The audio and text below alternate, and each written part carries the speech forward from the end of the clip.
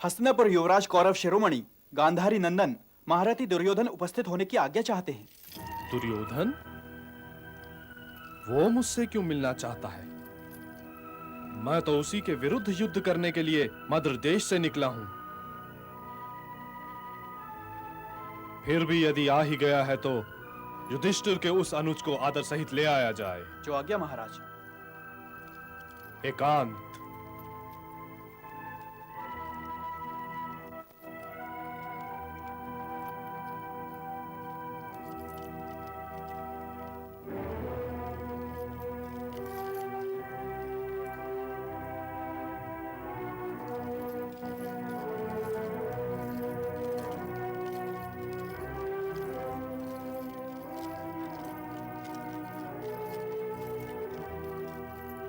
प्रणाम मामा श्री।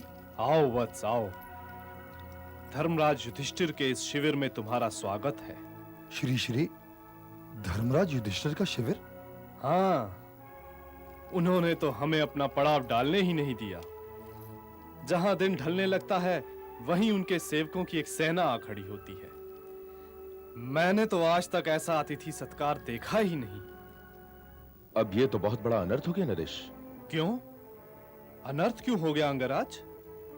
अनर्थ यूं हुआ है महाराज कि सेवा का वृक्ष लगाया युवराज दुर्योधन ने और उसका फल मिल रहा है ज्येष्ठ पांडु को। ये आप क्या कह रहे हैं अंगराज?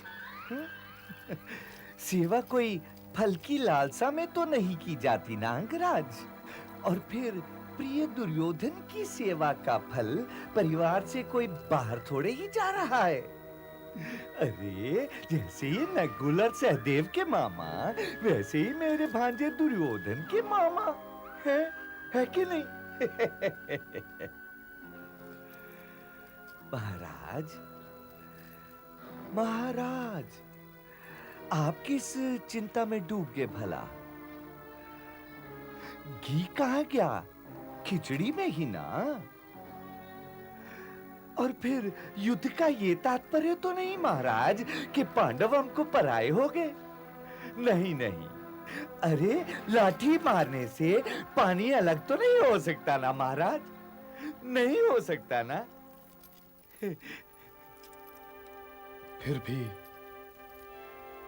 तुम्हारे सेवकों को मुझे यह बता देना चाहिए था दुर्योधन कि वे तुम्हारे सेवक हैं। परंतु आपने उनसे ये तो कभी पूछा ही नहीं श्री श्री। आप तो हर पड़ाव पर केवल उनसे यही कहते रहे कि आप उनकी सेवा से अति प्रसन्न हैं और आप ज्येष्ठ भ्राताश्री से उनकी प्रशंसा करेंगे। किंतु मैं तो पांडवों के पक्ष में युद्ध करने के लिए निकला हूं वत्स। तो मैं आपको उनके पक्ष में युद्ध करने से कहां रोक रहा हूं श्री श्री। आपकी सेवा करना तो मेरा कर्तव्य था। मैं तो केवल अपने कर्तव्य का पालन कर रहा हूं। किंतु चाहे वह अनजाने में हुआ हो, मैंने तुम्हारा अतिथि सत्कार स्वीकार किया है और इसीलिए मैं तुम्हें आशीर्वाद दिए बिना तो जा ही नहीं सकता।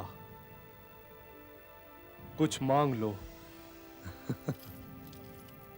मैं आपसे क्षमा चाहता हूं श्री श्री, परंतु मैं अतिथि सत्कार का व्यापारी नहीं हूं और मैं उस सत्कार का मूल्य भी नहीं ले सकता, चाहे वो मूल्य आप अपने आशीर्वाद की मुद्राओं से ही क्यों ना चुकाना चाहते हो।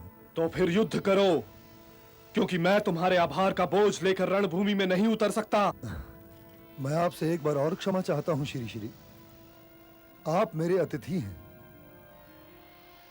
और मैं आपसे अपने ही शिविर में युद्ध करके आतिथेय की मर्यादा का उल्लंघन नहीं कर सकता।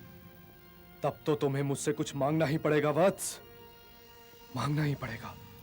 अरे प्रिय दुर्योधन, ये आदेश है, आदेश। और अपनों से बड़ों का आदेश ना मानना असभ्यता का प्रकटन है, समझे? अरे अब तो तुम्हें कुछ मांगना ही पड़ेगा।